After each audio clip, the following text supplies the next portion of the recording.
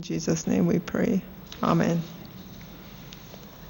We have apologies for absence today for Mr. Mark Golden, Mr. Frank Whittle, Senator Pernell Charles Jr., Senator Matthew Samuda, Dr. Andrew Wheatley, Senator Nestor Morgan. So let me say again, welcome, and I particularly want to welcome and acknowledge the Jamaican Bar Association, and they're watching the proceedings this afternoon. Welcome. All right, we'll proceed with the reading and confirmation of the minutes of the meeting held on September 12, 2019.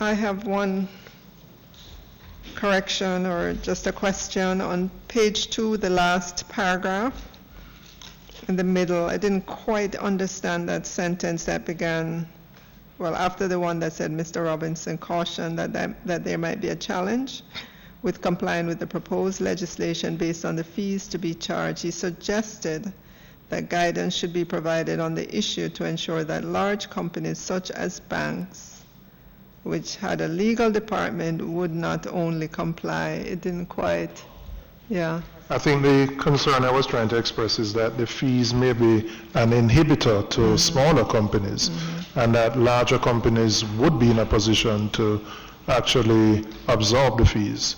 So I think the way it's worded is not actually correct. And I think they probably conflated two issues, one about the fees and then the second issue about capacity. And I think I was saying banks who may have a legal department would have the capacity to respond in a way that a small business with one or two people would not be able to. So I think it's two separate points that were conflated. Okay. Thank you for that correction. And I think there may have also been, I think I may have indicated having a kind of tier system from smaller to larger organizations. So, you know, a 1,000-person organization wouldn't be paying the same fee as one person. I think I said that too, but. Yeah, it's in there. It's in the minutes. It's in the minutes further on. All right, if there are no further corrections, I ask that we confirm the minutes. Moved by Senator Corencia Morrison, seconded by MP Julian Robinson. Are there any matters arising from the minutes? Ms. Murray? Good afternoon, Minister, Chair, members of the committee. I understand that there are two matters that arose for the ministry. One in relation to clause 17. The ministry was asked to provide the committee with information regarding the likely size of data controllers that will be placed on the register, and the budget projection for the Office of the Information Commissioner, and whether benchmarking was done regarding the likely cost of that entity. I'll start with the last one first, just to say, or to share rather with the committee that the ministry received some support from the International Telecommunication Union, rather. A consultant was engaged to help us to look at what the organizational structure would be for the Information Commissioner. So we do have a report on that and what the contemplated size would be and the likely resources that would be needed, and it's something that we can share with at a later date. Just to say that it hasn't left the ministry yet, and it would not have gone to the Ministry of Finance for approval, because we're still waiting on the process that we're engaged with hair. On the matter of the register, we did further review or research rather on our registry or the process of registering on that, and continue to see that there is a requirement generally across most jurisdictions for registration without necessarily making a distinction as to who is to register. What we can consider, and I'm not sure if the committee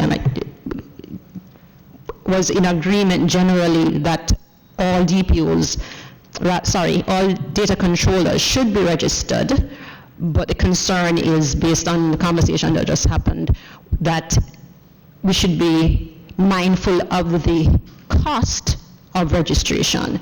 So if it is that the committee has determined that all data controllers should be registered, but what is of import is the cost of registration, then that is, I think, a different question from what I'm seeing arising on the summary sheet.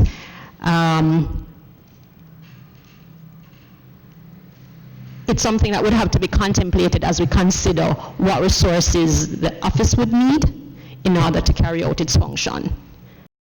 Bearing in mind that what we're calculating is that fees would help to offset, if not necessarily offset all, but help to offset some of the cost of the Office of the Information Commissioner, while also we contemplate that the consolidated fund would support the commissioner as well. But that would be, I think, something that we would have to determine going forward as we do our business plan for the committee. But we wouldn't know now what the contemplation would be in terms of fees, except to say that it's something that we would keep under review and ensure that we're mindful of. It simply means, members and chair, that if it is that we're going to reduce the cost for registration or have a tiered fee-based regime, then it would mean that someone would be subsidizing someone else. And who is going to be subsidizing would be a question for consideration, whether it's a government from a consolidated fund or other big data controllers, quote unquote. But those are some of the things that we would certainly have to consider as we put together what the potential budget would be and the funding model rather for the OIC as we go forward. Through you, Chair. What I want to know from what you just said is, would each officer then have the same need no matter the size of the company?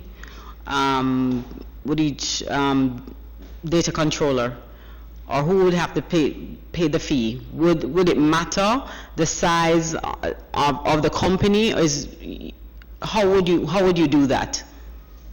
How would you determine the fee? So just using the example of what happens with our existing, well, I can speak of two regulators that we are associated with as a ministry. And regulatory fees are determined based on the requirement of the regulator themselves to carry out the functions of regulation. But that's regulatory fees. This is a fee for registering. So what is contemplated is that the fees that are paid or are to be paid would be for the purpose of registering. So it might just be an application, what we probably could term as an application fee, but not necessarily a fee to sustain the OIC as it carries out its function of ensuring compliance. So we make a distinction between just a registration fee that would be the cost attendant to maintaining a register and having to engage data controllers in the process of registering, as opposed to what we normally know to be regulatory fees, which are, I have to regulate, monitor compliance with a legislation, and therefore that is a more involved activity as opposed to just simply your the one activity of registration.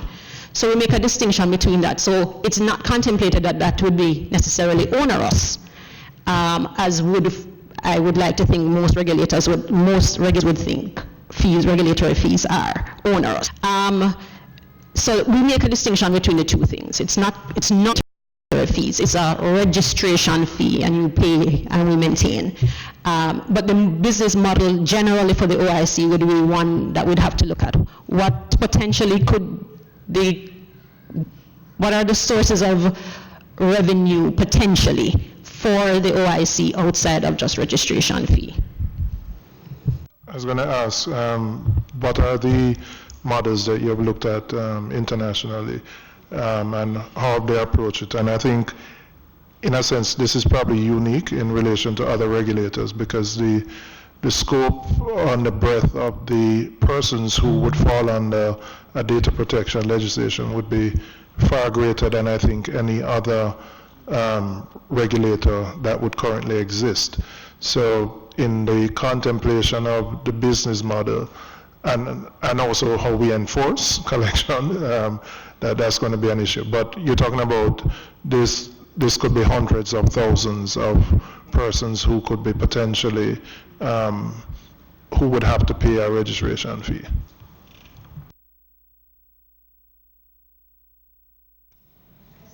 Any contemplation of having a phased-in fee structure? Is there a model that would contemplate like the larger entities paying at the outset and other persons who might just, have a one-man or two-man organization coming on later? No, I don't think, no. So we certainly have that considered. There was no consideration in relation to that. But again, as I was saying, one of the things that we can contemplate, and certainly, is that fees are applied to in terms of size. So you don't have to, and if it's done that way in terms of the size of the organization, whether it's done by the size of the organization,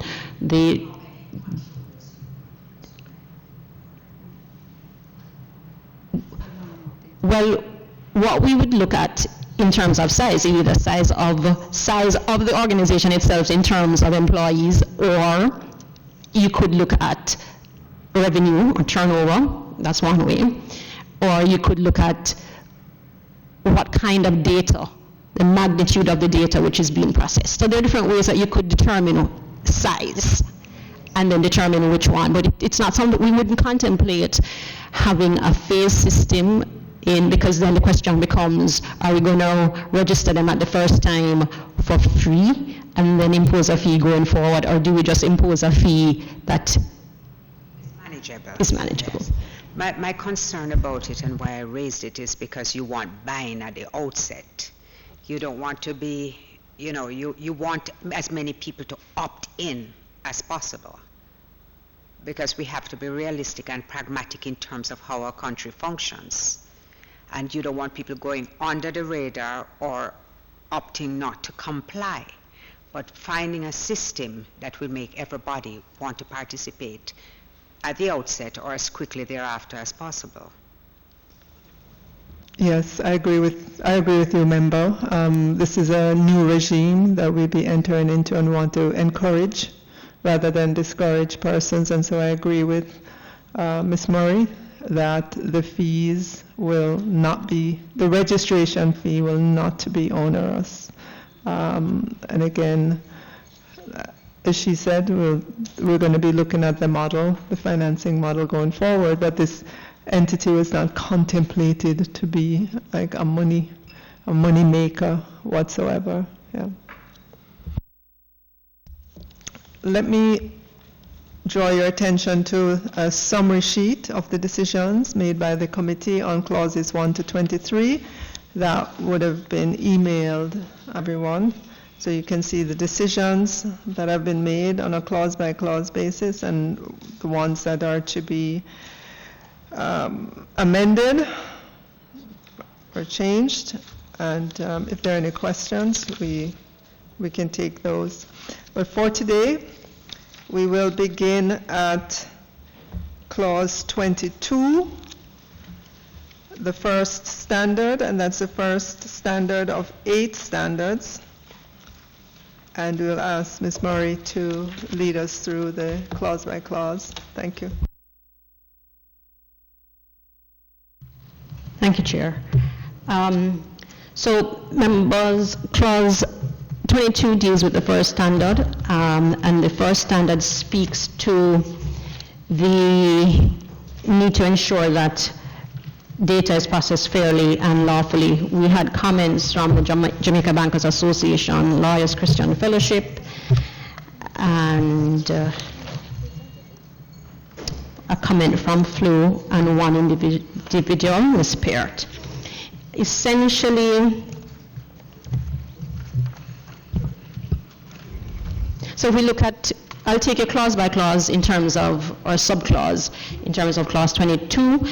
At clause 22.1, the Jamaica Bankers Association had a concern with the use of the word, 22.1, my apologies, had a concern with the use of the word fairly. So the standard now reads, the first standard is that personal data shall be processed fairly and lawfully, and in particular shall not be processed unless at least one of the conditions in 23 is met, or in the case of sensitive personal data, a condition in section 24. So a concern was raised by the Jamaica Bankers Association with the use of the word fairly, and suggested that a clarification was required around that. Or observation is in relation to that is that we don't think that any further clarification is necessary. In fact, when you look at section 23 and 24, you will get a sense as to what is considered fair and lawful, or fair rather, processing, i.e. that consent should be given, and as one example, and that processing takes place within a framework, whether it's necessary, for example, to give effect to performance of a contract, whether it's necessary for the administration of justice, to protect the vital interest of the data subject, and so on. So we think that when you read 22 together with 23 and 24, there is a clear picture of what fairly means. And of course, we all know what lawfully means. So we didn't think that we needed to give, well, our submission is to the committee rather, that no further clarity would be required on the word fairly. With respect to clause 22.3, we had a comment from the Lawyers Christian Fellowship. 22.3b, their concern here is that, and I'll just start from this section, well, I'll just start from the top. For the purposes of this section, data are deemed to be obtained fairly if they consist of information obtained, and I'll just jump to B, from a person who is required to supply it, or by or under any enactment, or by any instrument imposing an international obligation on Jamaica. So they took issue with the use of the term, or the phrase rather, by an instrument imposing an international obligations on Jamaica. Their concern was that the statement is too general, as the ordinary person will not be aware of these international obligations, and that legislators will pass law, the implications of which they are not fully aware of. So in response to that, our considered view is that there really is no international obligation that the country enters into that doesn't go through a process of consideration to include ministries such as the Ministry of Foreign Affairs and Foreign Trade and our Attorney General's chambers. So anything that is anything that we're going to be any obligations that we're going to enter into treaty or otherwise would be something that would be considered, and the legal implications of those would also have to be considered as well by the Attorney General's chambers, and whether those things would run afoul of any of our local laws and our constitution. So our contention is that we really don't see a problem with the 22.3b. We think that our internal process is subject or entering into these international obligations to one that involves review as it relates to the consistency with the Constitution and other pre-existing laws. The Jamaica Bankers Association raised a concern in relation to Clause 22.4a.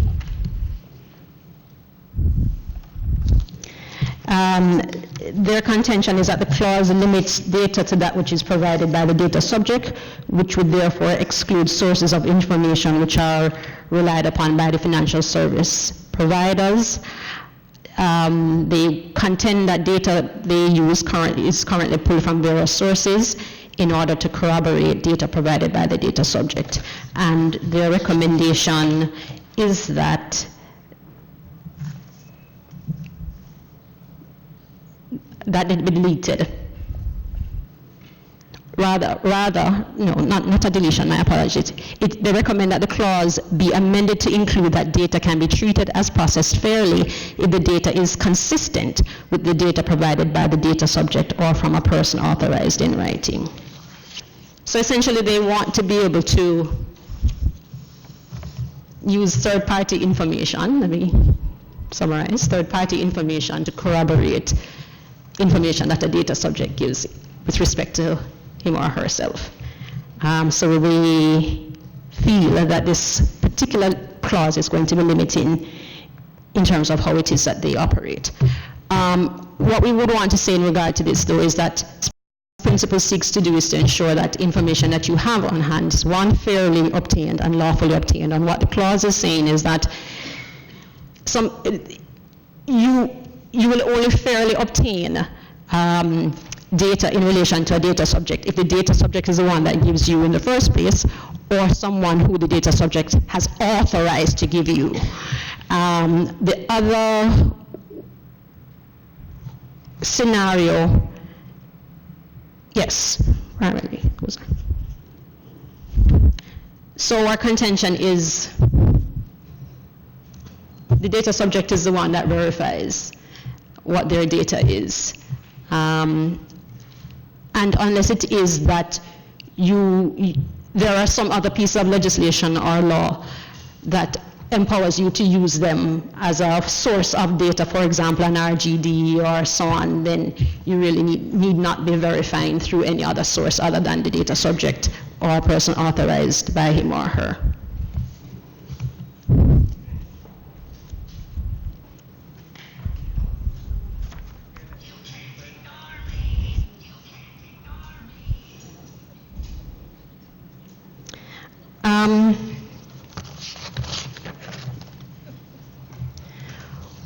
The Jamaica Bankers Association had another comment at 22 in relation to clause 22.6 D through to F. Their concern here, and I'll just probably take us through to the legislation itself. So the scheme of clause 22 is essentially that data is processed fairly when the data subject provides the information or an authorized person, and requires that the data controller, before he processes that, it processes that data, provide the data subject with certain information. And the information that clause 22 requires the data controller to provide to the data subject is listed at clause 22.6a through to I. And some of the things that they have to provide, for example, as information to the data is whether the provision by the data subject of the data sought is compulsory or under any law, the legal authority under which they're collecting that data, the expected period of retention of the data, and any other information which the data controller deems necessary.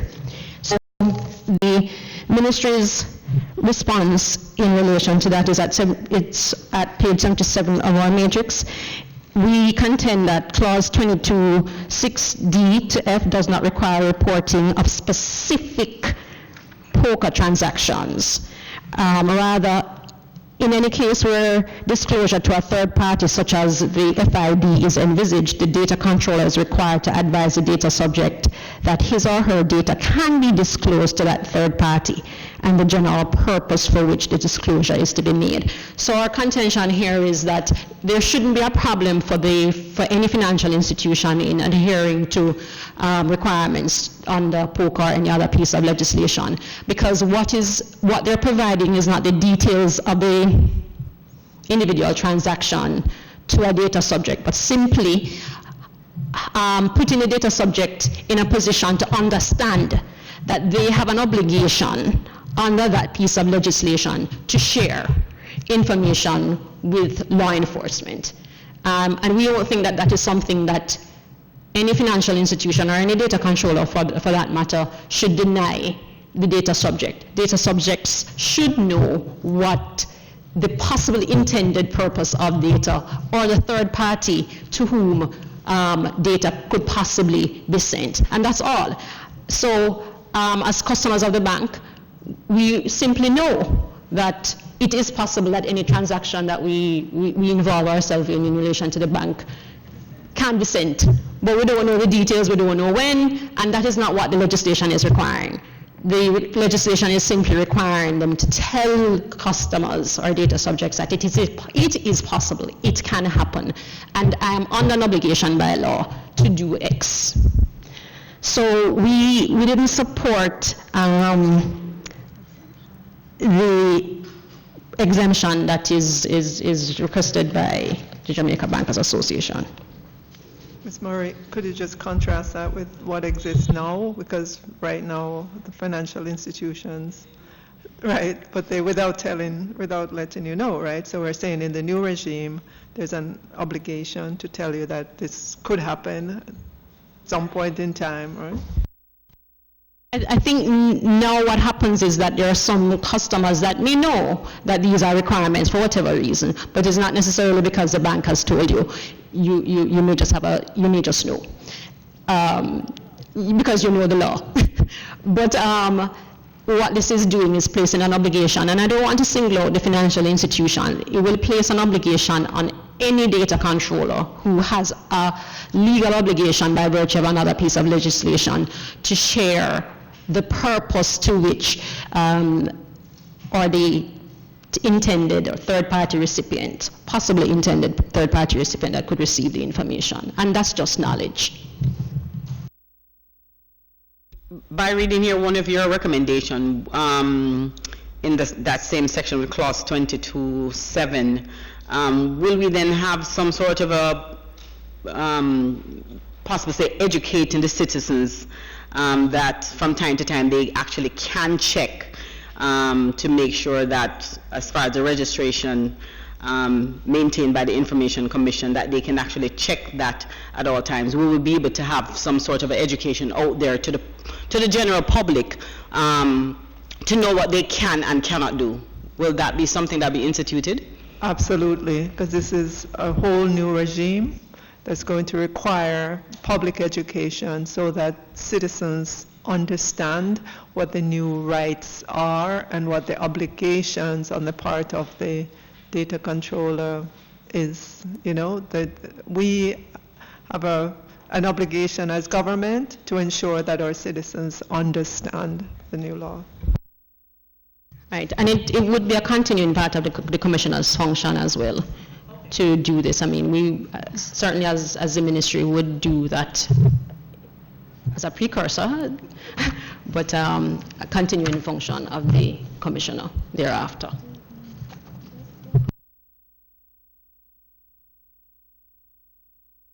So just to close, well, yeah, getting ready to close out 22. So on at clause 20, still on clause 22, but now subclause 7.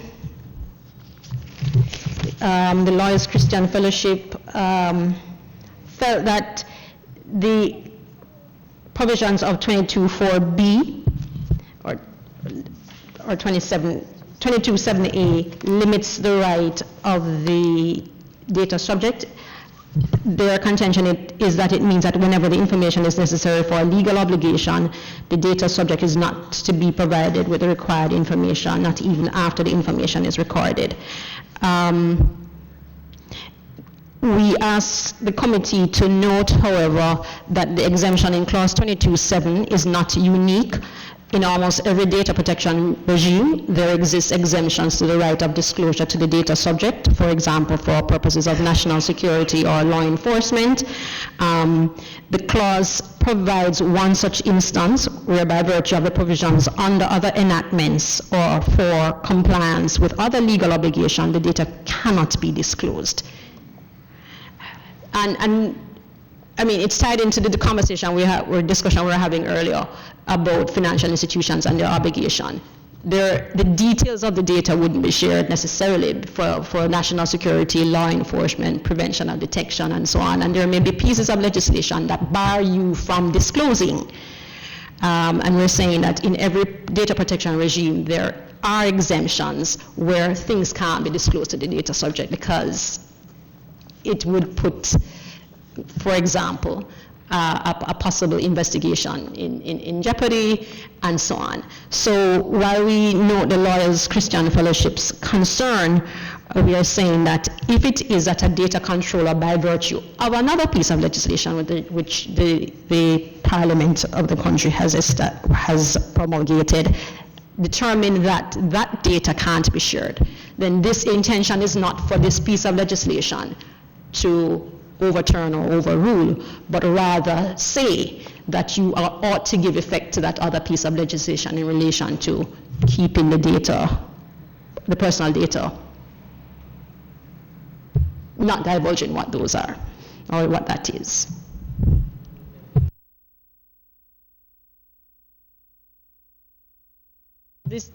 So law enforcement related, so anything in relation to prevention and detection of crime or investigation of crime, tax matters, for example, if the tax administration Jamaica is doing investigations around a tax-related matter, avoidance, maybe, or evasion rather than avoidance, evasion of taxes, things like that is what is contemplated.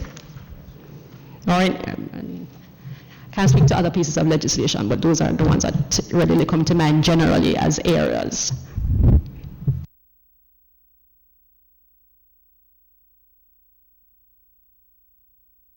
We do go on, however, to say that if the committee is minded to provide further safeguards to prevent an ever-increasing list of circumstances which could arise to prevent disclosure to the data subject per clause 22.7b, then the committee could consider additional circumstances requiring affirmative resolution by the Parliament, so that if anything else is to be added to that long list of things that are exempted, then that would be something that would have to come to for affirmative resolution at least.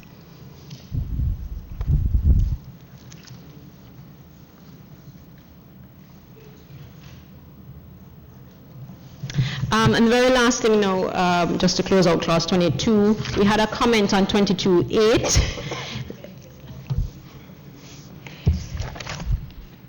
Lawyers Christian Fellowship commented on the fact that they thought that the clause was futuristic as it relates to conditions prescribed. To deal with that ambiguity, they recommended insertion of the word herein after the word conditions prescribed.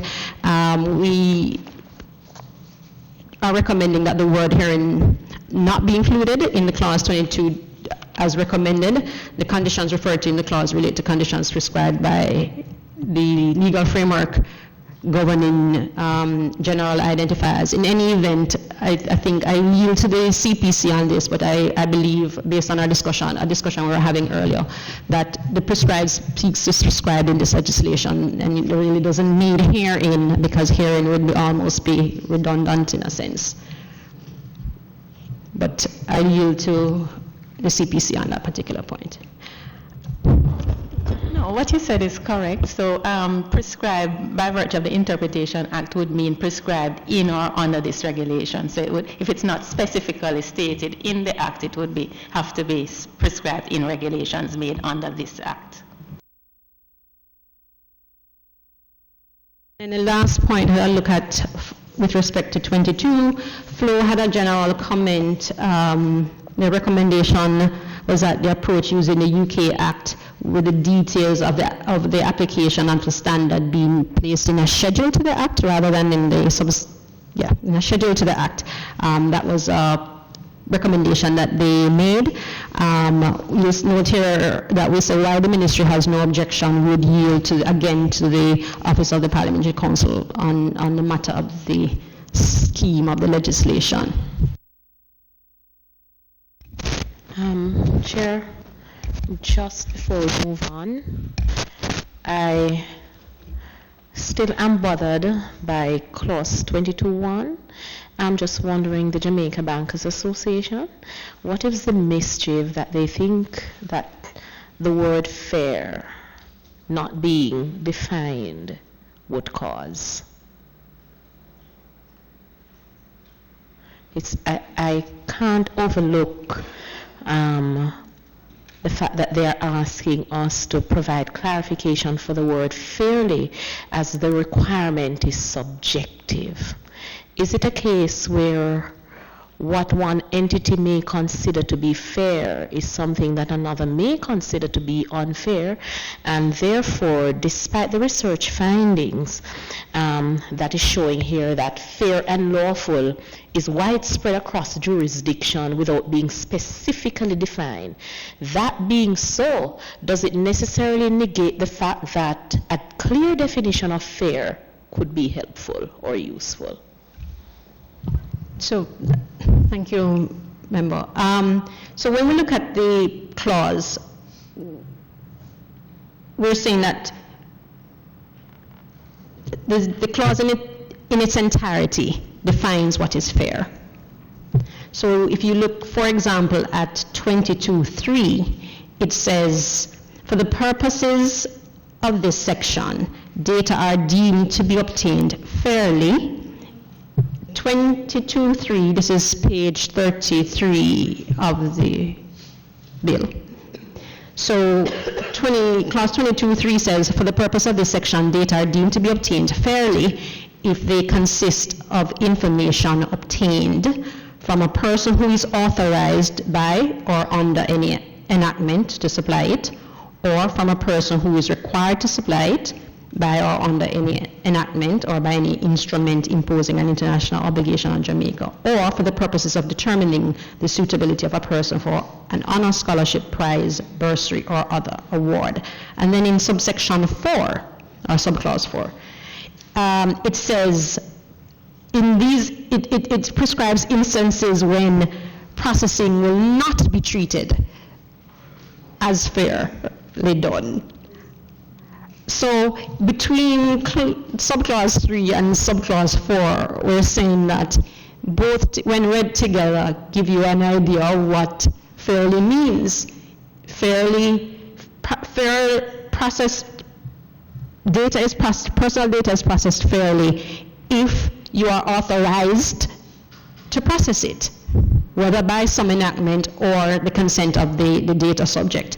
And if you don't fall into one of those, then you are not fairly processing.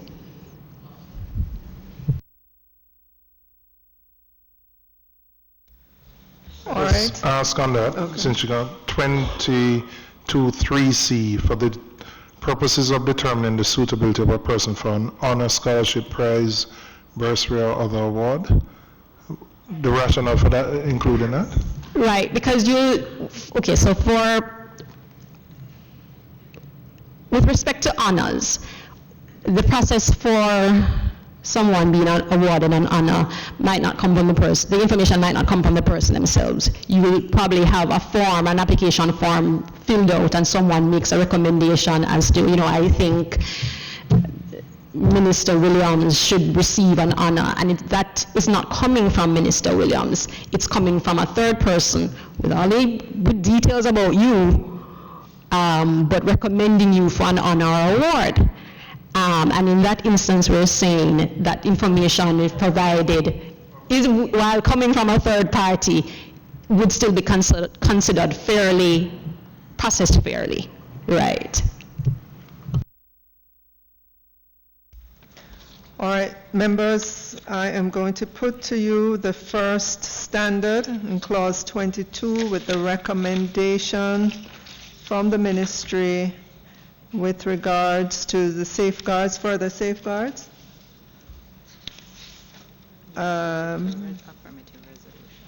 That would be subject to affirmative resolution.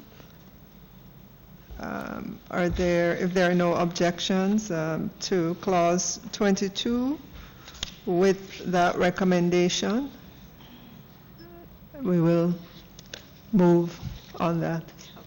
All right, good. All right, we will continue on clause 20. Chair, just one matter on clause 22. It's a comment we received from the Legal Reform Department as a recommendation for an edit. We were able to consider it and we agree with them, and by we I mean the technocrats in the ministry, but we'd want the legal reform to present their proposed edit to clause 22 because it would not have been captured in the original matrix. Okay, legal reform. Thank you, Chair. We propose some small edits in relation to clause 22, particularly in clause 22, subclause 5A, where it states currently in A subsection 4C, the relevant time means at the time when the data controller first processes or seeks, whichever occurs first, the data, and 2, in any case where disclosure to a third party is envisaged before making the disclosure. This refers to the meaning of relevant time for the purposes of subclause 4, which speaks to the time when a data subject should be advised and given information. What the provision does at this point is that because it has the word "and," is that it joins the two things together. So what would have to be satisfied in our minds is that at the relevant time would have to be at the time when the data controller first processes or seeks, whichever occurs first, the data, and in any case where the disclosure to a third party is envisaged before making the disclosure. We are suggesting that what should perhaps be there is "or." So these things are disjunctive, so that the relevant time could either be at the time when the data controller first processes or seeks, whichever occurs first, the data, or in any case where disclosure to a third party is envisaged before making the disclosure. So that's rational for the edit for that. All right, thank you. The other suggestion, which we have, I won't put it any higher than a suggestion, is in relation to subclause 8, which was just discussed a while ago, speaking about general identifiers falling within a prescribed description.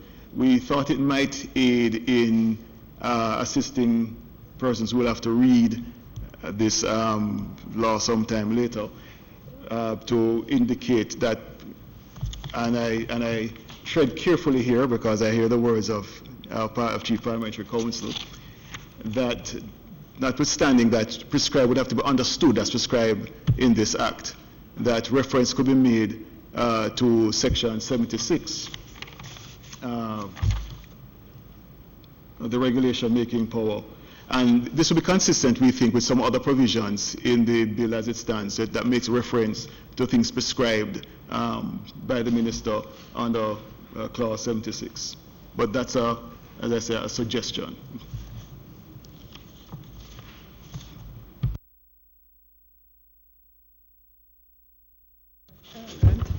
Chair, for prescribed, this is not the practice generally to refer to the regulation making provision in each section where we refer to a power to prescribe, because it's understood by virtue of the Interpretation Act that it must mean prescribed under the regulation making power.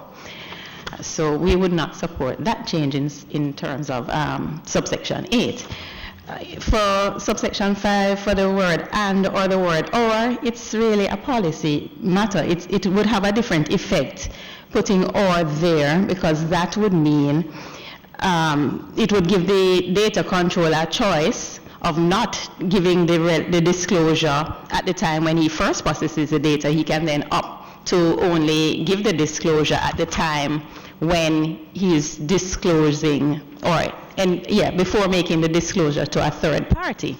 Whereas as it is stated here now in the bill, there is a dual obligation. First, at the time when the processing or the seeking to process first occurs, and then later, if it's envisioned to make a disclosure to a third party, then a disclosure would also have to be made. So it's really a matter of policy whether it should be and or.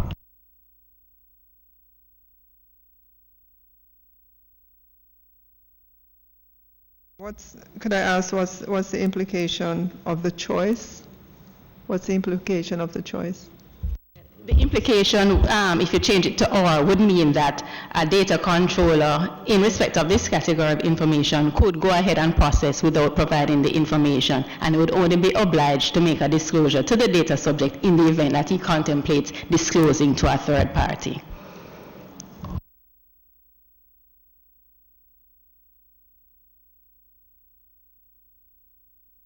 Committee members, I put this to you in terms of clause 5A, and the choice that the Law Reform Committee is suggesting in terms of changing this from and to or, relative to what the CPC just said. It seems the data controller would be required first to let the data subject know that the data is being processed, and then where it's disclosed, to let the data subject know, rather than giving the data controller a choice. So the committee would rather go with the and. Okay. All right.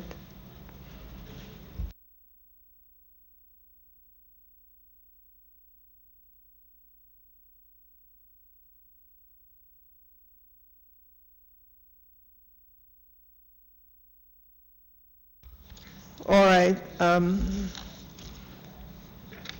So as per the decision of the committee members, we will move on from clause 22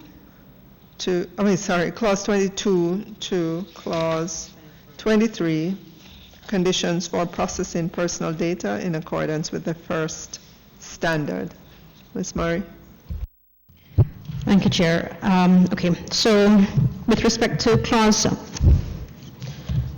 just to remind the members that clause 23 and clause 24 have to be read in conjunction with clause 22, which treats with the first standard about processing data fairly and lawfully. So we had comments from the Broadcasting Commission. They were of the view that the bill should treat with anonymized data separate from data with personal identifiers. They felt that that is disclosure of type of items anonymized, the method by which anonymized data was provided, and the handling of anonymized information. The Ministry's response in relation to that recommendation, however, is that the bill is seeking to protect personal data and or sensitive personal data, which along with other information in the possession of the data controller can be used to identify the data subject.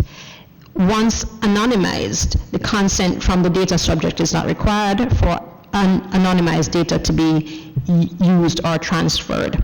As such, no amendment is required to prescribe how anonymized data is treated, save and except after considering the bill in its entirety, we would recommend to the committee that if a third party to whom the anonymized data is transferred uses other information to de-anonymize the data, then this could be considered a criminal offense. And the point here is that because the bill treats with personal data and data that comes into a data controller, that along with other information that it may have, could assist with identifying the data subject. We're saying that once the data is anonymized, then nobody knows who you are. There's no possibility at that point in time, at least, for the person to be identified. And so the data protection bill wouldn't be, or act when it becomes law, wouldn't be applicable to that situation. But what we note is that to the extent that data, personal data is anonymized and then shared or transferred to a third party, if that third party then uses means to de-anonymize that data, then that is what we're recommending to the committee could be considered a criminal offense. Because you'd have gotten it in a particular state and then you, right. So we put that to the committee. Hart, Mirad, Fatah had recommended that data controller be required to take all reasonable steps to ensure that consent of the parent or guardian is obtained in order for processing to be lawful, and they had recommended some amendments to paragraph B of subclause 1 of clause 23. We'll just remind the committee, however, that this is a matter that we had dealt with earlier when we looked at clause 5 and consent and who can give consent. And the ministry recommends that a general amendment be made to empower a competent person who could be defined in clause 5 to give the consent on behalf of data subjects such as minors. So I think the committee had already deliberated on and took a decision in relation to that particular matter.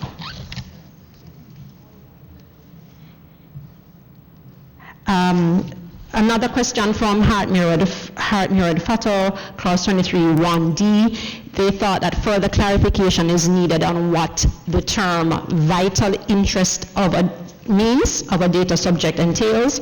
They thought that it lacked clarity and may cause the term to be misconstrued. However, the ministry does not recommend that the term vital interest be defined in the legislation. A general review of the literature suggests that vital interest is limited to life-threatening circumstances where there is no other legal ground for processing. So we didn't think that vital interest of the data subject required any further clarification, but that it's something that could be life-threatening. So essentially what clause 23(1)D said, implies is that outside of the consent of the data subject, there are instances when the data subject's personal data can be used.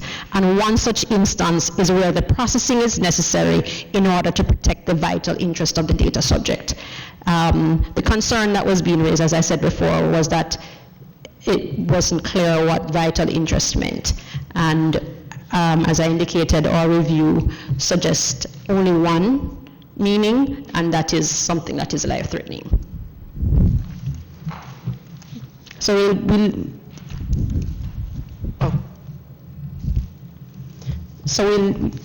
leave that one to the committee. At clause 23(1)F,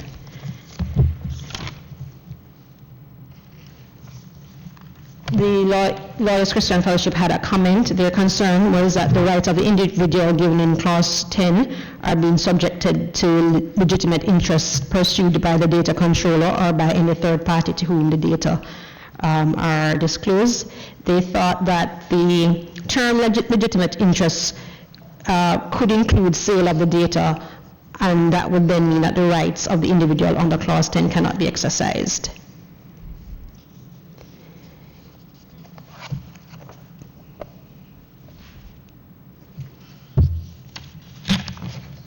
Our response on page 84 in relation to that is that the Lawyers Christian Fellowship's recommendation that the word should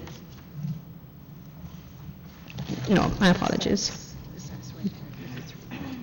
Yeah, with regard to, okay. On page 83, my apologies. With regard to the concern raised about legitimate interest, the clause does not mean that the rights of an individual under clause 10 cannot be exercised. The subclause provides that the data controller or third party can only exercise a legitimate interest in instances where processing would prejudice the rights and freedoms of the legitimate interest of the data subject.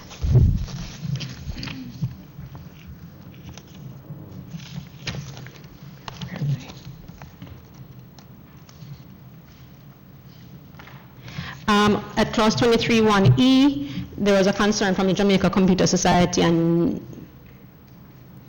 Jamaica, JITSA, Jamaica Information Technology Service Alliance. They thought that at 23(1)(e), which speaks to the process, that the fact that processing is necessary for the administration of justice, for the exercise of any functions conferred on any person by or under any enactment, and that processing is necessary for the exercise of any functions of the government, a minister of the government, or a government department. There was a concern here that there appears to be a significant loophole available to public authorities in the processing of data for the administration of justice and generally by the government of Jamaica. The effect of the loophole is that there is an exemption for from the first standard for the processing fairly and lawfully, and consequentially a carte blanche exemption from the law, since it's, yeah, so just look at that. We looked, having considered what they said at 23(1) with respect to their concern, upon further review, the ministry concurs at clause 23(1)(e), Roman numeral 3, which speaks to the exercise of any functions of the government, a minister of the government, or a government department, could be a little bit wide.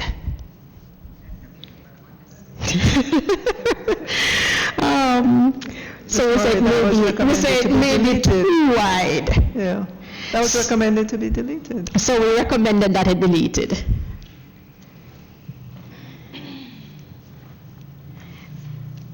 So we would support we are recommending, having reviewed that particular provision again, that particular one.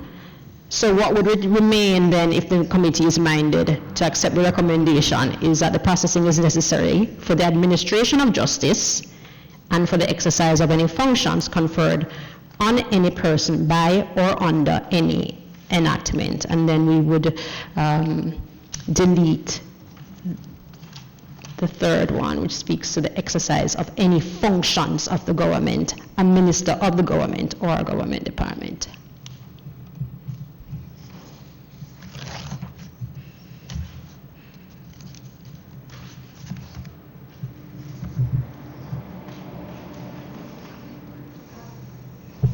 Ask a question though.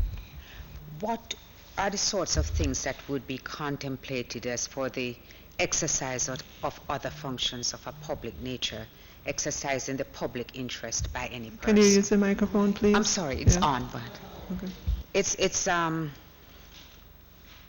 23(e)(4). What sort of things do you think would fall under that category? I will seek some assistance here, but public health, for example, related issues, if there are some But give me an example, a real example.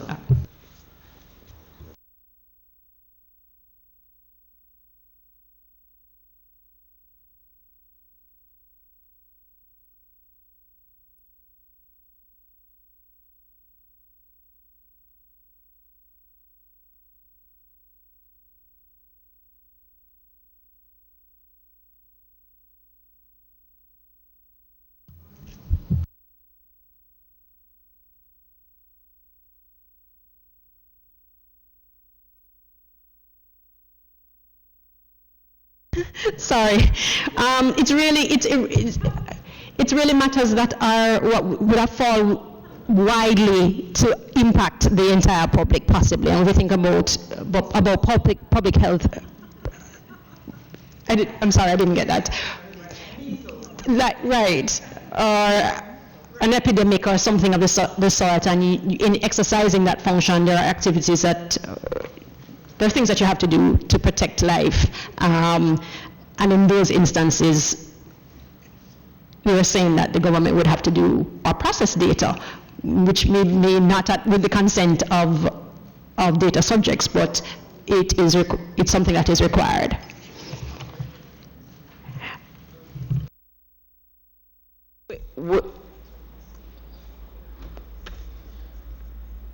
For that section, how would people know what those things are? Where would we put that? Nowhere? Could that be in the regulations or no? How you get it, what it is that you can include. I mean, I like the example you gave me, but there are others that might leave a loophole that persons can take advantage of. If you consider the broad application of the clause.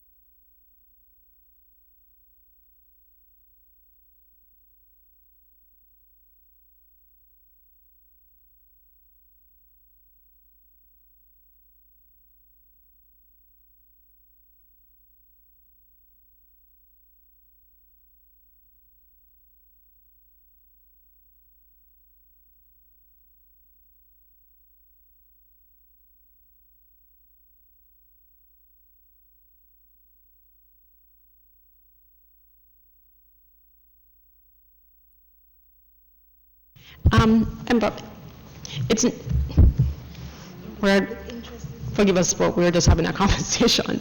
It's not something that we know typically is defined. I mean, and this is, while a new regime, we'd have to look at how, if anyone has defined public interest in the context of data protection. But we do know that even in under the access to information or freedom of information regime, for example, there is a public interest test that I would say case law would have defined in a sense. But as it relates to data protection, we don't know that any other jurisdiction defines what that public interest is, and we run the risk of, if we're starting to itemize, then we might just exclude something that we've never thought about. So I'm not sure, but I'll yield to either legal reform or agency. I understand what you're saying, but although we run a risk of limiting it, what we have to do when we're looking at how we pass laws, is that we also have to look at what sort of mischief might occur, what sort of use it could be put to, which was not part of what was intended. Would you perhaps consider, Chair, just giving it a little bit more thought, or, you know, now that, or looking at it to see? Because my own view is that it would be better to restrict the use rather than make it so wide that it creates a situation that we had not contemplated. Is that possible at all?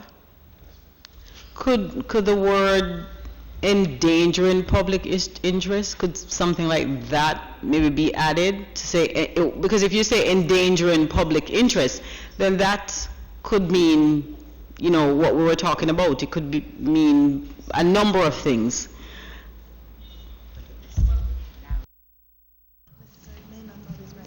We'll have a look at it and return to the committee. All right, I will, well, for this clause, clause 23, there are 3 recommendations, so we will take 2 and defer 1 for further contemplation. So for clause 23, 1B, there is a recommendation that if you take data that was anonymized and through whatever processes you add to subtract from, and then you'll know who it is, that should be considered a criminal offense. So I put that to the committee. Okay, no objection on that for 23, 1B. The next amendment has to do with clause 23E3, as recommended to be deleted, and that's the exercise of any functions of the government, a minister of the government, or a government department. And then the final recommendation has to do with this public interest, and we will defer that for further consideration. So moved? Yes, thanks. Chair, just to say that with respect to the decision now to add that as an offense, we'll come back to the committee on a possible fine or term of imprisonment, because we'd have to consider what that would be. So we'll return to the committee with some ideas around that. All right, thank you, Ms. Murray. We will move on to clause 24, conditions for processing sensitive personal data in accordance with the first standard. On clause 24, we're at page 86 of our matrix. The Jamaica Bankers Association recommended that since the clause is treating with sensitive personal data, that references to personal data should be amended to refer to sensitive personal data throughout the clause.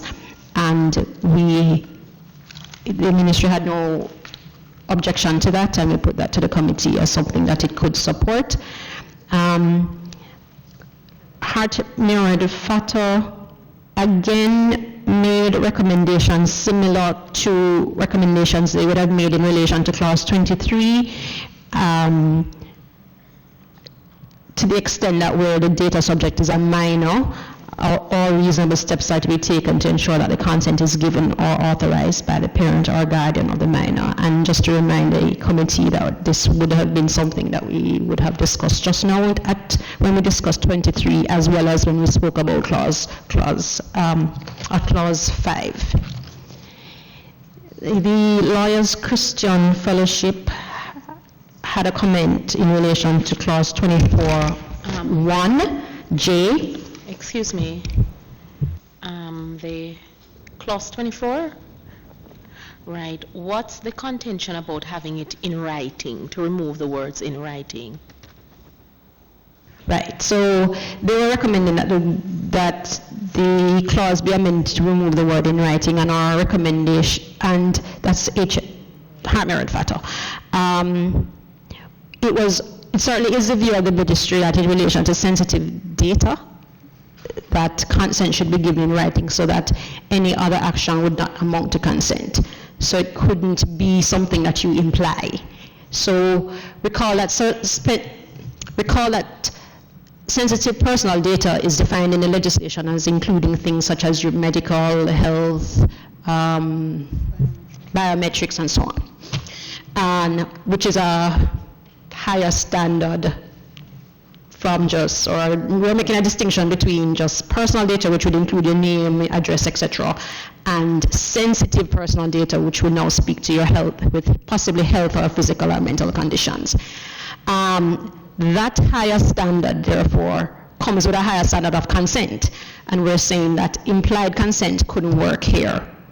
When a data subject is consenting to the use of sensitive personal data, it must be something that is given in writing. They are contending here that where the data subject is a minor, right? There are two comments that they had. One was in relation to removing the word in writing yes, from clause 24.1a, which now reads, the data subject consents in writing to the processing of the personal data. And so our argument is that because of the nature of the data, consent in writing would be required from the data subject for utilization or processing. So that's one point. So we didn't support... All or just minors? No, all data subjects. So it doesn't matter the age. So that's with respect to 24.1a. But then they went on to say that if the data subject is a minor, then then consent shouldn't be, of course, taken from the minor, or the consent can't be given by the minor. The consent should be given by someone who is authorized, or a parent or a guardian of the minor. What I was reminding the committee is that we would have made amendments previously that would have treated with consent being given by parent, guardian, and so on, and or authorized persons. So we essentially would have supported their comment, but not in the way that they have recommended it. It was amended somewhere else. So on clause 24.1j, which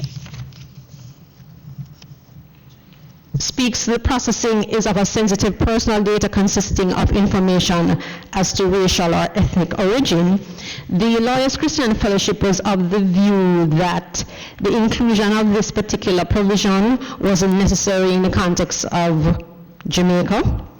It wasn't relevant for us. What is at issue and what would be more relevant for us would be political, maybe possibly politically related. They felt that the clause goes beyond the scope of the clause goes beyond the scope of the legislation, which is the protection of data as distant from the achievement of a political aim.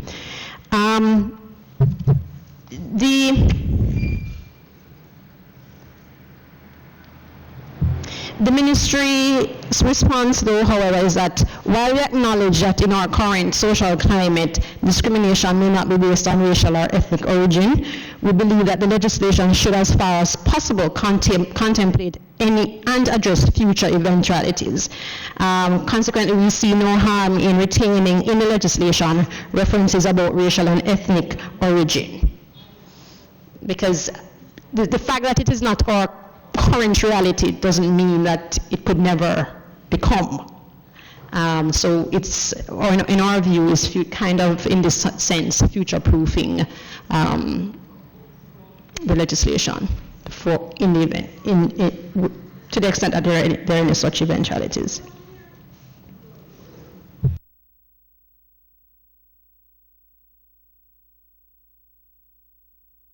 At clause 24.6, the Jamaica Bankers Association had a comment. They felt that withdrawal of, okay, let me read. So I'll just ask you to go to clause 24.6. Clause 24.6 currently reads, for the avoidance of doubt, a data subject may at any time withdraw consent to the processing of any sensitive personal data in respect of that data subject. And the concern of the Jamaica Bankers Association is that the withdrawal of consent cannot be applicable in relation to sensitive information which financial service providers are required to maintain and maintain for a period which extends beyond the period with which a person maintains an account with the institution. They go on to say that in the definition of personal data, subclause E and G would be necessary for them, and E and G speak to physical, mental health or condition or alleged commission of an offense, and therefore they're requesting that this particular provision not apply to them as financial institutions. We were unclear, as to why, when we looked at the provisions that they had a particular issue with, that is physical, mental health or condition or alleged commission of an offense, for example. We weren't sure why it is that the bank would need to collect sensitive personal data in order to process or to provide financial services. We weren't, and we didn't think, based on their comment, that sufficient justification was given as to why it is that they believe that a data subject should not be in a position to tell a bank that you can't process any further any sensitive data that you have held for me. So we would support it because we don't understand and why it is that this would be a requirement. I know, agree. Why would and why in particular they would need to be exempted, bearing in mind that no other stakeholder raised this as a potential issue, so you can accept them.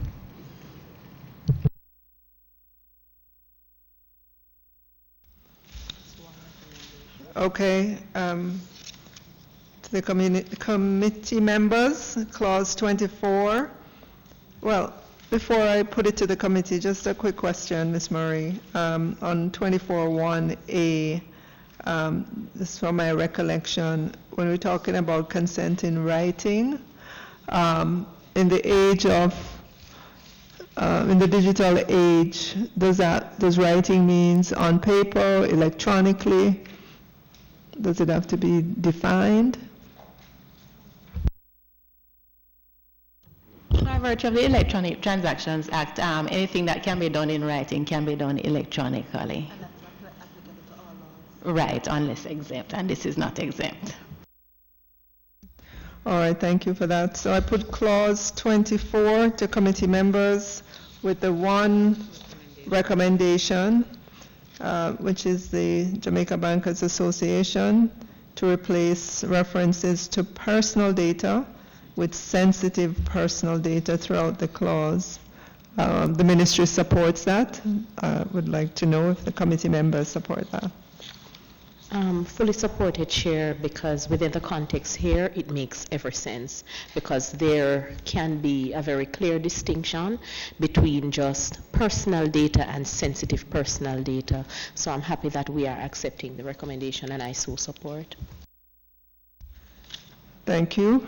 If there are no objections, we'll accept clause 24. And Chair, just one point we overlooked in 24. So 24.1g is similar to 23.1e, which we dealt with just now in relation to government. The processing is necessary for the administration of justice, the exercise of any function conferred or on any person, and the exercise of any functions of the government, a minister of the government or a government department. So we're proposing that would need like treatment as the previous one. We were recommending that be deleted because it was too wide at clause 23.1, and so we make a similar recommendation here in relation to 24.1g, Roman numeral 3.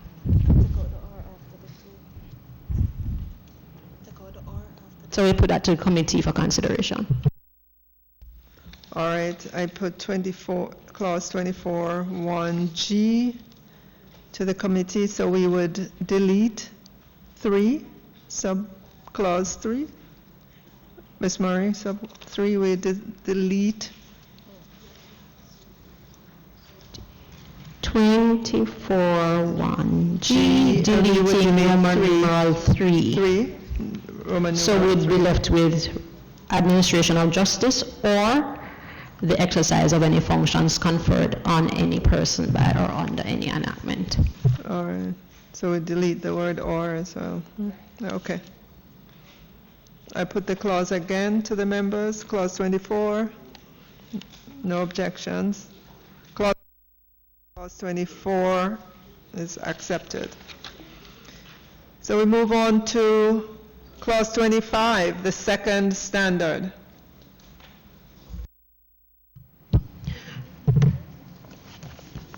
Clause 25, the second standard treats, and I'll just read it for the members. The second standard is that personal data shall be obtained only for one or more specified and lawful purposes and shall not be further processed in any manner incompatible with those purposes. We have one single comment on this from our stakeholders, and that is the Jamaica Bankers Association. They contend that the section speaks to data being processed only for one or more specified purposes and only for the purposes so specified. It is requested that it be acknowledged that deposit-taking institutions must process data for a variety of purposes by virtue of the services that they provide, and they are asking for exemption from this standard.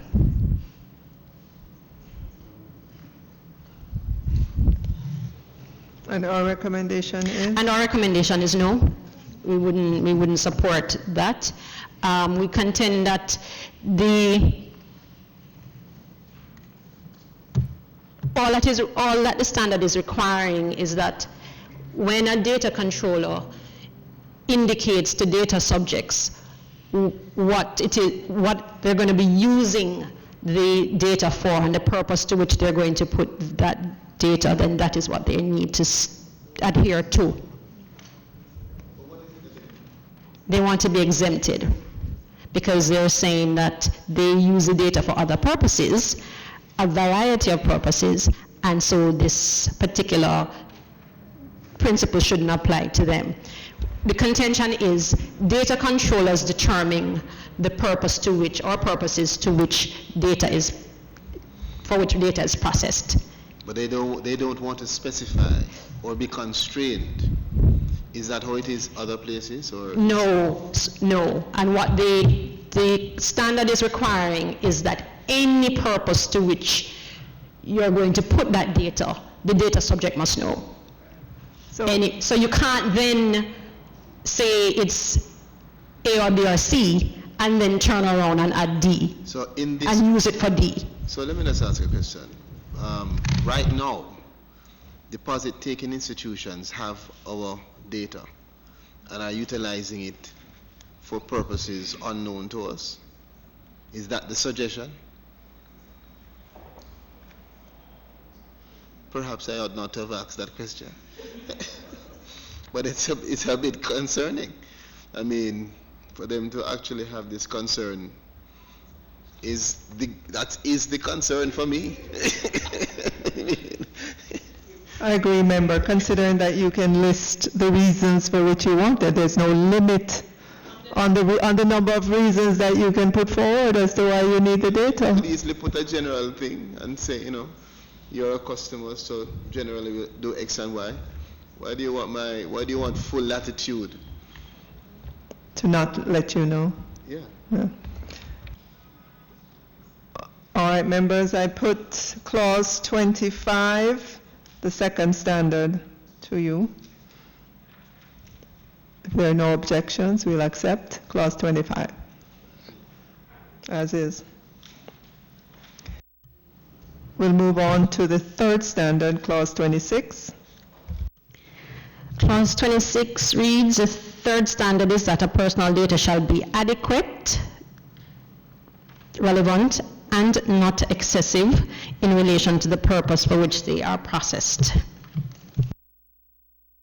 Comments from the Jamaica Bankers Association, credit info and /roots, as well as Ms. Peart. Yes. So the Jamaica Bankers Association believes that the clause is subjective, especially as it relates to the use of the term excessive. They recommend that the Commission publish guidance notes to clarify the way in which excessive is to be interpreted. Credit info believes that the words adequate, relevant, and not excessive are ambiguous. We'll treat with those two responses or comments. So the ministry doesn't believe that the clause is ambiguous or requires further elaboration.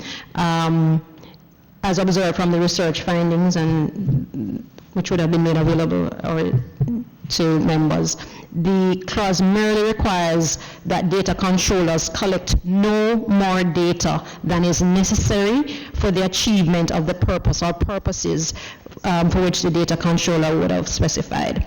As such, a data controller ought not to collect personal data if it is not necessary. The foregoing notwithstanding, it is assumed that the Information Commissioner would issue guidance notes as to how the Data Protection Bill or Act should be interpreted and or implemented by data controllers.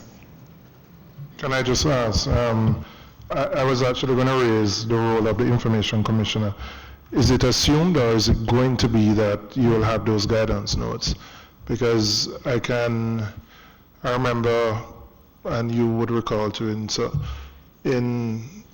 the Cybercrimes Act, where we had some wording which was ambiguous for some, and there had to be some notes and some guidance actually from the DPP's office.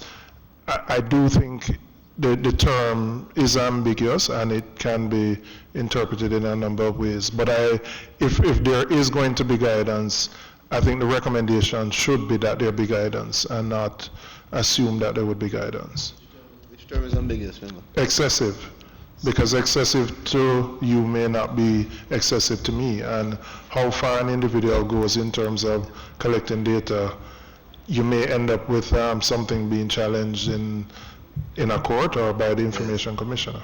I can agree. Excessive to me will definitely not mean the same as excessive to Member Robinson and to other persons.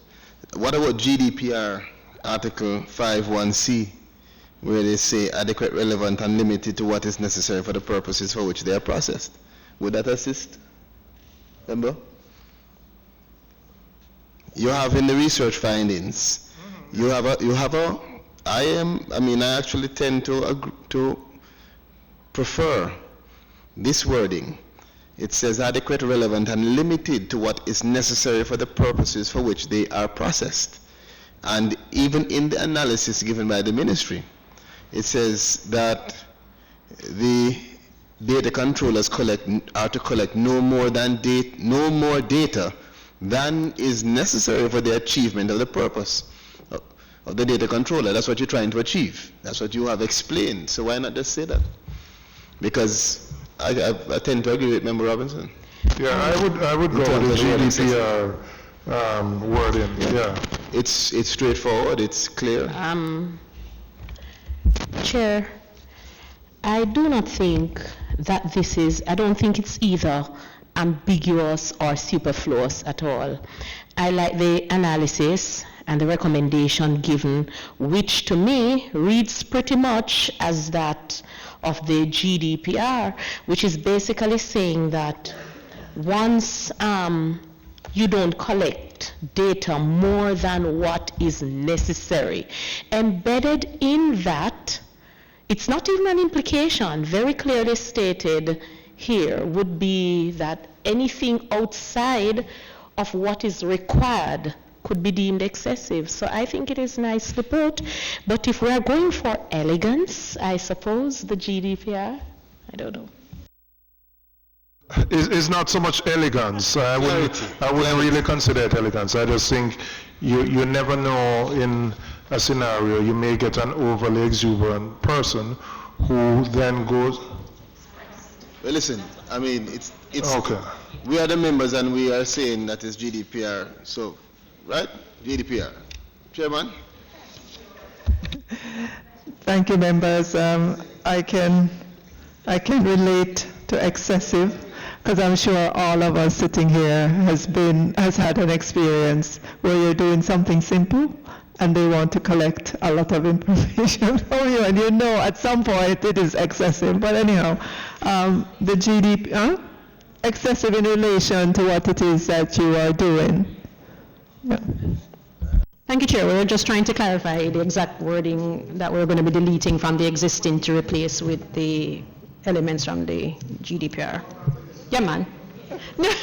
You mean no, we're just going to amend to just delete not excessive in relation, and then insert unlimited to what is necessary for. Right.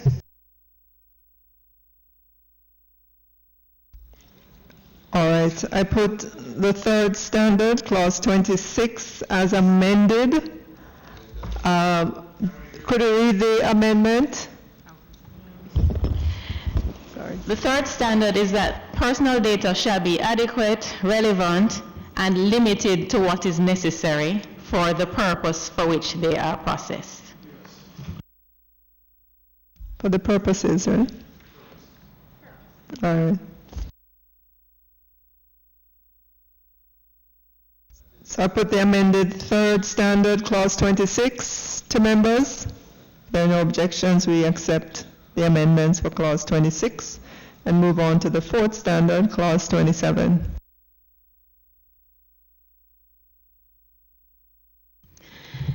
The fourth standard is that personal data shall be accurate and where necessary kept up to date. The committee had received two comments from two stakeholders, the Jamaica Bankers Association and Credit Info.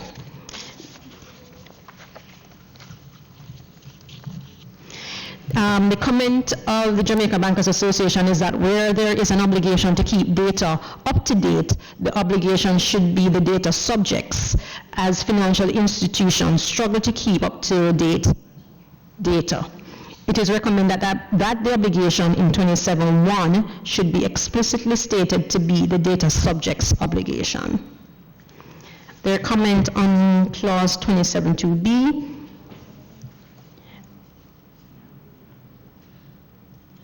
is that deposit-taking institutions are requesting exemption from this requirement, and the requirement, I'll just read what the requirement is. So, the fourth standard is that personal data shall be accurate and where necessary kept up to date. Then subsection or subclause 2 reads that subsection 1 shall not be regarded as being contravened by reason of any inaccuracy, provided that the following requirements are met. Having regard to the purpose for which the data were obtained and further processed, the data controller has taken reasonable steps to ensure the accuracy of the data, and if the data subject has notified the data controller of the data subject's view that the data are inaccurate, the data indicate that fact. So the Jamaica Bankers Association is saying that they're requesting exemption from this requirement because the consequence of this obligation is that where a deposit-taking institution cannot comply with the obligation to annotate, which is effectively what the requirement is, the deposit-taking institution will have no choice but to discontinue the relationship with the customer. I think we should reject that totally and completely. No, reject the Bankers Association's recommendation. I mean, why should it be the subject's responsibility to update their data? You have a relationship with the subject. You as the bank, if you're doing transactions, you can make it contingent and get the data. It can't be the subject's responsibility. What is the consequence if I am the bank, right, and the data is not updated? What's the consequence? The bank would be absolved from any responsibility, if we put it that way. No. I mean, as it is now, clause 27, the fourth standard. So I am the banking institution. You're my client. You're my customer, rather. And your information is incorrect after 2 months of being my customer. What's the consequence? What the legislation is saying is that the bank has an obligation to ensure that the data it has on file with respect to that client or customer is accurate. So I know what the obligation is. Right. But I'm so saying essentially it is their responsibility, because the obligations are placed on data controllers, to ensure that when the customer or the client comes into the bank the next time, that they get the information that they need.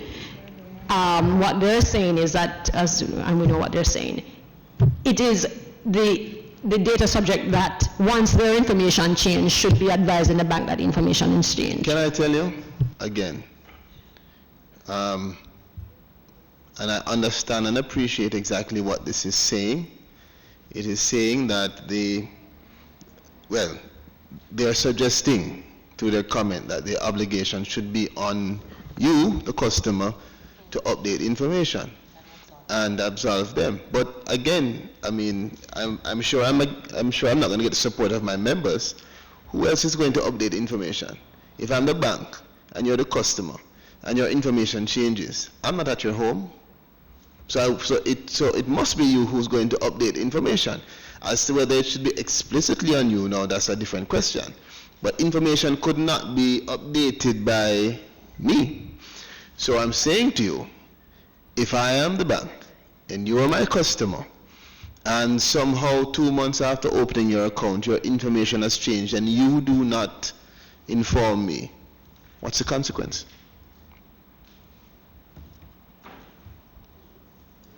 The consequence for you as a bank or the financial institution or the data controller is that you have outdated information on your files with respect to a customer or a client. And if it is that you're going to be reaching out to them for services or other things, then you won't be able to contact them. So the question then becomes, whose obligation it is it, and who benefits the most from having the information updated? And in this circumstance, it would seem to me that the financial institution or any other data controller for that matter would want the information that they have on file to be updated, and therefore the act of reaching out to the data subject for information.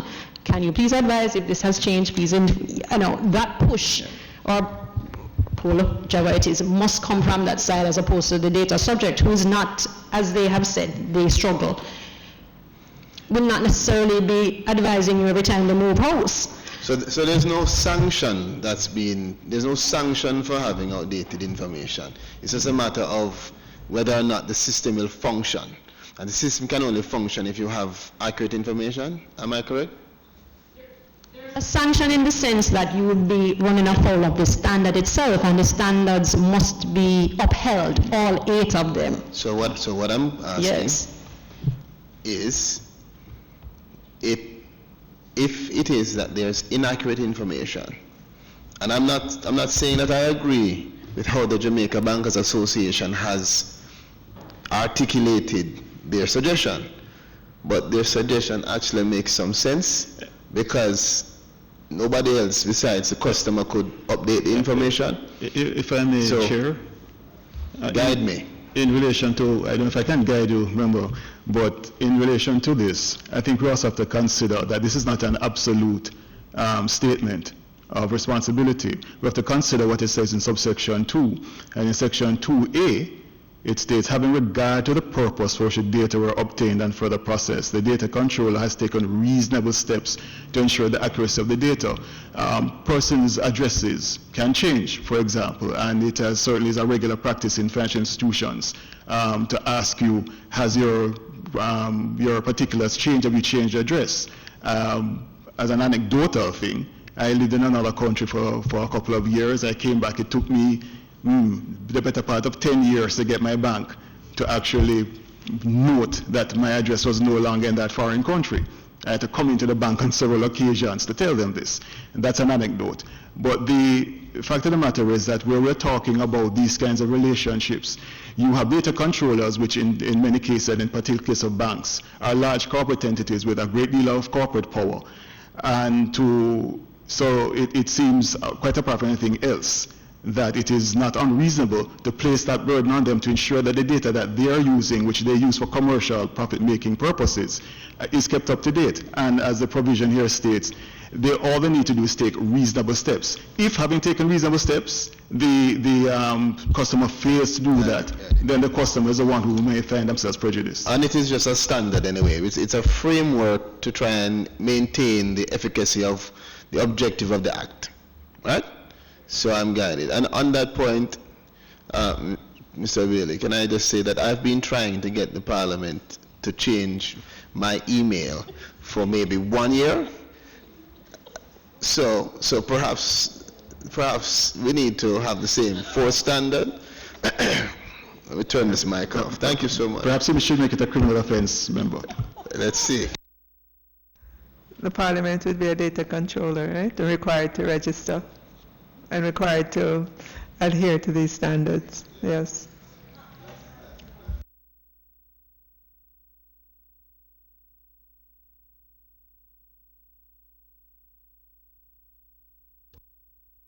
Ultimately then, Ms. Murray, are we... That we wouldn't, well, we don't support the recommendations at all of either of them, either in relation to the placing the onus on the data subject or exempting them from 27(2)B. So they need to, what it is they need to take reasonable steps to ensure that their customers or clients are providing them with accurate information. Right? All right, all agreed? There was one comment from the credit info in relation to this standard. They believe that it will pose a challenge for them to ensure accuracy of the personal data, as the credit bureau is dependent on credit information providers to ensure the reliability and accuracy of the information it provides. But as we have discussed, the fact is that the information that comes to them, to the extent that they engage with a data subject, then they have the same obligation. To the extent that it's third-party information, then they would just need to demonstrate that they've taken all reasonable steps to ensure that they have accurate data, and if that can... I don't have the clause before me. What does the clause 27 read? Does it say ensure, or does it say reasonable steps? So... In our act, in the proposed act, what does it say? The data controller has taken reasonable steps to ensure the accuracy of the data. That's fine.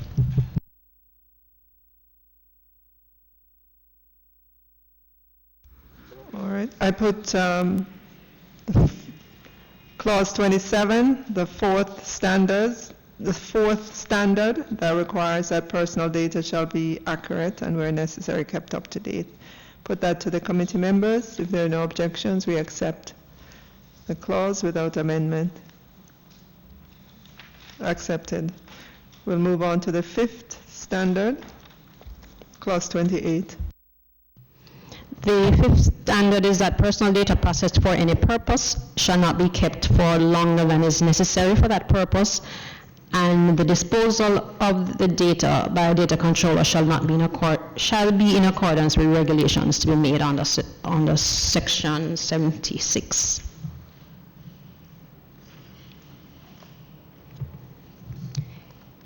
Two stakeholders commented on clause 28, the Jamaica Bankers Association and the Jamaica Computer Society.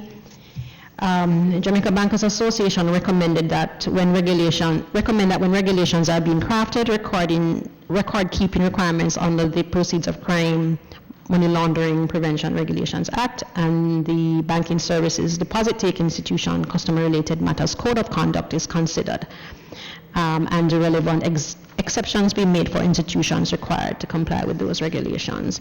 The Jamaica Computer Society, the specific retention periods should either be inserted as a schedule to the bill or the ministry should ensure that the regulations are presented for review before the passing of the bill. Retention periods will involve significant data dumps by companies, which companies will be guided by the statute of limitations on the bringing of legal claims. And we simply note the comment of both the JBA and the JCS, and it is understood that retention periods will differ from data controller to data controller due to the purpose of the processing and the regulations in relation to same would. Is that an agreement? Yes, because I think it's just general comments that they have that we should be guided, and we would accept those. No, so just to be clear, we are saying, not just noting, we are agreeing that the comments will guide how we proceed? Yes.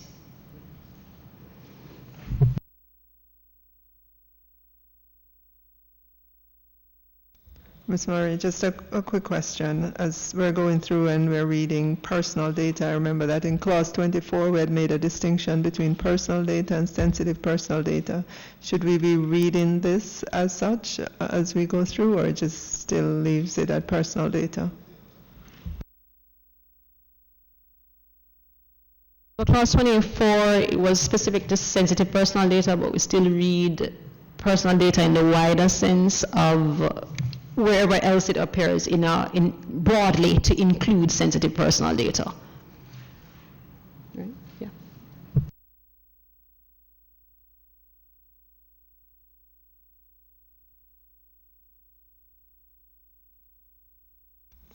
Okay.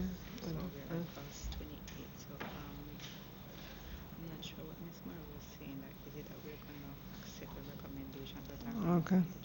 Ms. Murray, could you clarify if we're going to accept those recommendations, or are you saying we should? Clause 28. Yes, that there are broad recommendations that we would use to inform the preparation of the regulations, yes. They wouldn't have any impact on our work. But they would have, right. It would be when we are presenting the matter we do. So how would it be stated differently?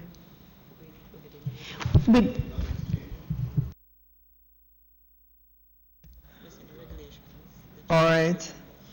I put clause 28 to the members, that's the fifth standard, and the recommendations from the Bankers Association, Jamaica Bankers Association, and the Jamaica Computer Society be included in the regulations? It will be considered when we're developing the regulations. Considered. Be considered when we're developing the Yes. regulations. So I put clause 28 to committee members, and if there are no objections, we accept clause 28.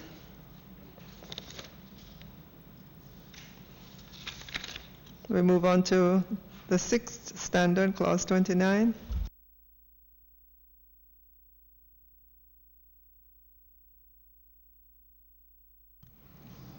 Members, there were no comments on clause 29. All right.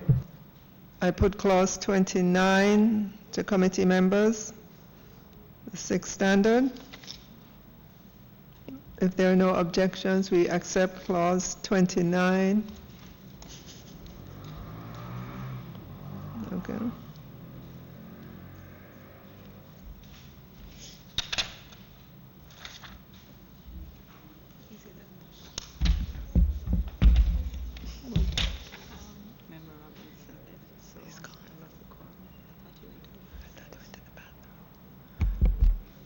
Okay. It looks like we've lost our quorum. Don't know. Can somebody check to see if Member Robinson is still here? He might be in the bathroom, the parliamentarian. Okay. That's not for the answer, by the way.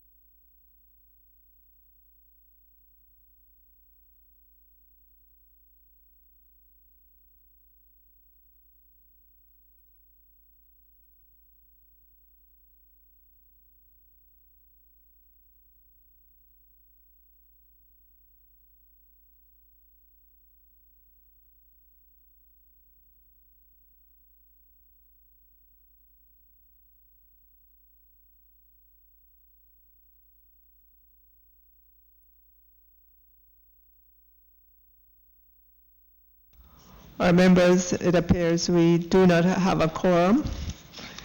And so for the next meeting, we will begin at the 6th standard, clause 29.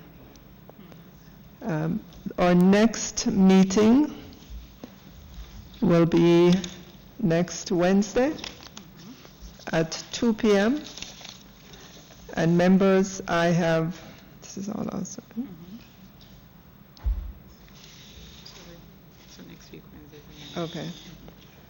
Next week, Wednesday is the 9th. And just for calendar purposes, we have indicated to the committee that we block out every Wednesday for October to the end of the year. And we will inform you as usual on a weekly basis if there are any changes.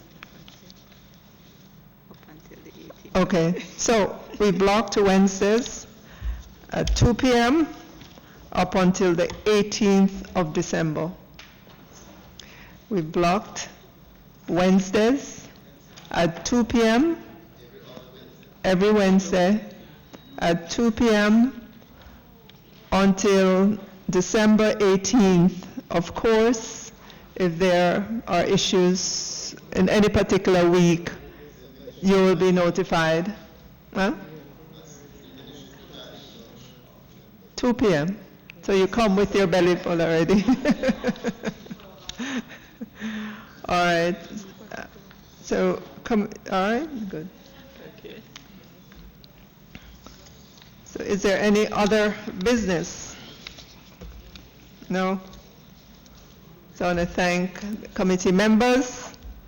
We thank members of the ministry, the Law Reform Committee, and the Law Reform Department, and the AGC, and others for their rapt attention this afternoon. Thank you. See you next Wednesday at 2 p.m. Meeting adjourned.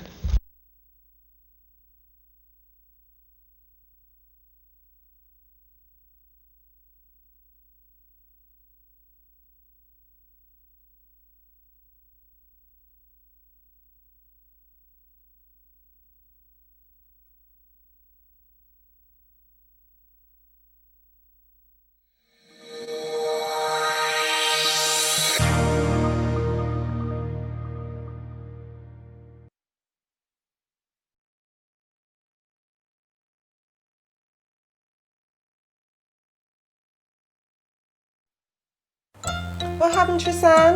Mommy, what is an